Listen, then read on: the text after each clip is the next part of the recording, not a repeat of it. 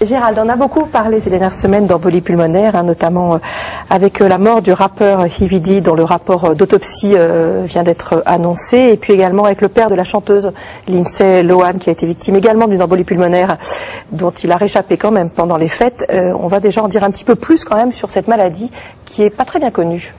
C'était en fin d'année 2011, donc tout ira mieux en 2012. Bonjour, la maladie, l'embolie pulmonaire, c'est une maladie qui est redoutée par tous les urgentistes parce que c'est un piège diagnostique qui est majeur, parce qu'on va le voir, les symptômes sont extrêmement variables. Alors, l'embolie pulmonaire, ça porte bien son nom, c'est une embolie, c'est-à-dire c'est un embole, un caillot de sang qui va à un moment donné migrer dans la circulation pulmonaire. Donc je crois qu'on a un petit schéma qui montre un caillot qui a été formé probablement dans les jambes, dans les membres inférieurs, qui passe dans le cœur et qui va à gauche, sur la gauche, et qui va, on voit les deux flèches qui circulent dans le cœur et qui va passer dans l'artère pulmonaire pour se retrouver au niveau des poumons qui sont en violet, et qui va bloquer une artère pulmonaire ou une branche de l'artère pulmonaire. Et qui dit blocage de cette circulation sanguine dit défaut d'oxygénation, avec des répercussions pulmonaires, des répercussions cardiaques qui peuvent aller jusqu'au décès. Donc on considère qu'il y a 100 000 environ embolies pulmonaires par an en France. C'est un chiffre qui est largement sous-estimé, et elle est souvent associée, cette embolie pulmonaire, à une phlébite, à une thrombose veineuse profonde, c'est-à-dire un caillot qui va se former dans les jambes. Et c'est pour ça que votre médecin, quand il vous examine pour un problème de toux, pour un problème de difficulté respiratoire ou de douleur thoracique,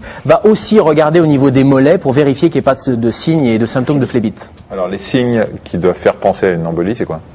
Alors ils sont extrêmement variables, ces symptômes-là. Ça peut aller de la petite douleur thoracique. Alors c'est pas la grosse douleur thoracique comme de l'infarctus avec le poids sur la poitrine. C'est simplement un petit point sur le côté, un petit point de côté, souvent basithoracique. Et la douleur thoracique comme un point de côté, c'est un premier signe d'embolie pulmonaire. Le deuxième signe, basithoracique, c'est-à-dire à la base, c'est-à-dire à la base, pas loin des côtes du bas, quoi. Absolument. Si on reprenait le schéma d'anatomie tout à l'heure, c'est plutôt à la partie basse des côtes et des poumons. Et c'est une petite douleur assimilable à un petit point de côté.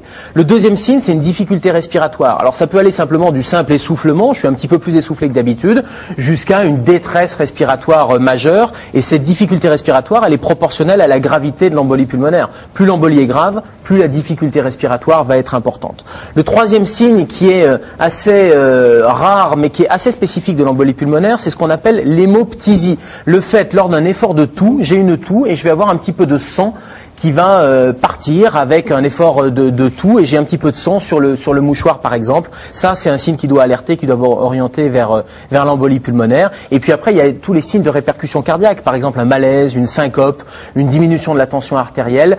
Toutes ces répercussions cardiaques sont des signes d'embolie pulmonaire. Ça, ce sont les symptômes de l'embolie. Et puis, il y a les symptômes de la phlébite. C'est une douleur au niveau du mollet, c'est une jambe un peu plus dure que d'habitude, ou une douleur lorsqu'on palpe, ou une jambe un petit peu plus rouge. Tout ça sont des signes qui peuvent témoigner d'une embolie pulmonaire ou d'une phlébite. Et ça peut être complètement isolé. Vous parliez du rappeur. C'était simplement, et le rapport d'autopsie le dit, dans les semaines précédentes, il avait simplement une toux chronique. Alors, pas de panique, c'est pas parce qu'on a une toux chronique qu'il faut dire c'est une embolie pulmonaire. Par contre, nous, médecins, quand on a quelqu'un qui vient nous voir pour un symptôme comme ça isolé pulmonaire, on va penser dans notre démarche diagnostique et dans notre examen clinique à l'embolie pulmonaire, et on va faire un certain nombre d'examens cliniques avec nos mains, nos oreilles, le stéthoscope, et on va penser à l'embolie pulmonaire pour pouvoir l'éliminer. Voilà, puis on va y penser d'autant plus parce que c'est vrai que quand vous dites un petit point de côté, tout ça, plein de gens qui en ont, il y a en même temps, on va rechercher les facteurs de risque associés d'embolie pulmonaire ou de phlébite. Alors c'est bien sûr les symptômes, mais c'est le contexte de survenue, c'est tous les facteurs de risque, c'est ce que les médecins appellent le terrain.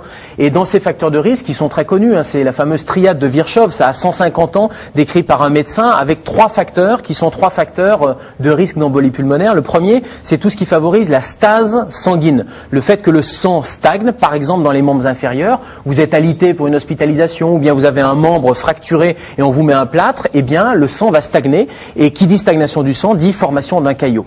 Le deuxième facteur de cette triade, c'est une lésion au niveau d'une veine. Par exemple, une lésion traumatique ou bien une piqûre pour une perfusion, ça crée une brèche au niveau d'un vaisseau, et donc la formation d'un petit caillot qui peut derrière grossir, émigrer et devenir une embolie pulmonaire. Et le troisième facteur de risque de cette triade, c'est les anomalies de la coagulation. On est en permanence dans une balance avec d'un côté on forme des caillots et d'un autre côté on détruit des caillots. Mais il suffit qu'il y ait une anomalie de la coagulation, par exemple une maladie héréditaire, alors on parle des déficits en protéine C, en protéine S, les résistances à la protéine C activée, pour que ça favorise la coagulation et l'hypercoagulation.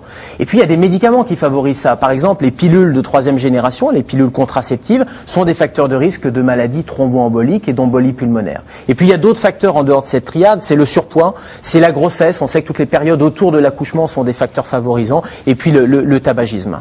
Alors il nous reste 1 minute pour dire ce qu'on fait en cas de douleur thoracique qui peut faire penser à une embolie pulmonaire et parler de prévention.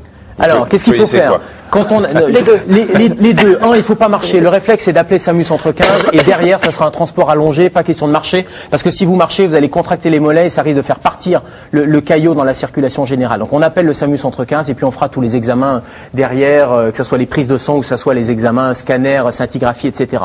La prévention, c'est les piqûres dans le ventre ou dans la cuisse quand vous avez un membre dans le plâtre. Vous êtes avec une fracture, votre médecin vous prescrit des anticoagulants pour fluidifier le sang à titre préventif. Et puis le deuxième conseil de prévention, c'est quand on prend l'avion, on a parlé des facteurs d'immobilité. Quand on est immobile dans l'avion, on appelle ça le syndrome de la classe économique, ça arrive plus en classe économique qu'en business class, on a de la place. Il faut favoriser les mouvements de jambes, donc il faut marcher, il faut se lever, il faut faire des petits mouvements, alors je ne sais pas si on le voit sur la caméra, mais avec la jambe, il faut faire des mouvements de flexion, extension. Comme ça, on en fait une quinzaine, on est assis à sa place, une quinzaine toutes les heures. Il faut éviter de boire de l'alcool, de prendre des somnifères et de s'endormir trop longtemps, parce que tout ça fait qu'on comprime, le sang stagne et on risque un caillot, une embolie pulmonaire. Et si vous avez des facteurs de risque, votre médecin pourra vous prescrire des bas, voire des antiagrégants en préventif. Et même d'ailleurs, quand on n'a pas de facteurs de risque et pas de contention pour les voyages longs, c'est quand même pas mal. Hein. Absolument.